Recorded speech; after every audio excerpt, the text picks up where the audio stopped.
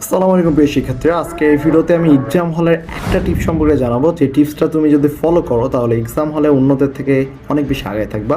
সেই টিপসটা হলো স্কিপ করার অ্যাবিলিটি। হ্যাঁ, শুনে অবাক হইতেছো যে স্কিপ করা বলতে আবার কী জিনিস। আবার স্কিপ করার যে ক্ষমতা, এই ক্ষমতা কিন্তু সবার থাকে না। সবাই ভাবে যে আচ্ছা আমি ম্যাথটা করতেছি, কোশ্চেনগুলো দেখতেছি, দেখার পর ধরো একটা ম্যাথ পাইছি, ফিজিক্সের বলো, কেমিস্ট্রির বলো, অথবা ম্যাথের, সে দেখে ভাবলো যে আচ্ছা এই ম্যাথটা আমি করতে পারবো, এবং করতে প্রায় 1.5 থেকে 2 মিনিট তার সময় লাগবে, কিন্তু সে ওই ম্যাথটা কিন্তু করতেছে, সে কিন্তু স্কিপ করতেছে না। অথবা এমন হয় মাঝে মধ্যে যে আমরা ধরো কোশ্চেন সলভ করেই যাচ্ছি, তো মাঝখানে একটা কঠিন কোশ্চেন পড়ে গেছে এবং আমি ওই সময় স্ট্যাক করে যাই এবং ওই কোশ্চেন নিয়ে চিন্তা করি 3 থেকে 4 মিনিট।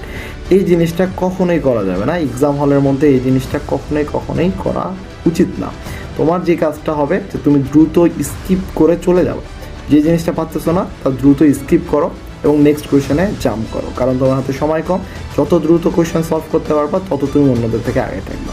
তো এই গুণটা অবশ্যই গ্রো করা উচিত, এবং এই গুণটা গ্রো হবে যত বেশি তুমি এক্সাম দিবা এবং যত বেশি কোয়েশন প্র্যাকটিস করবা।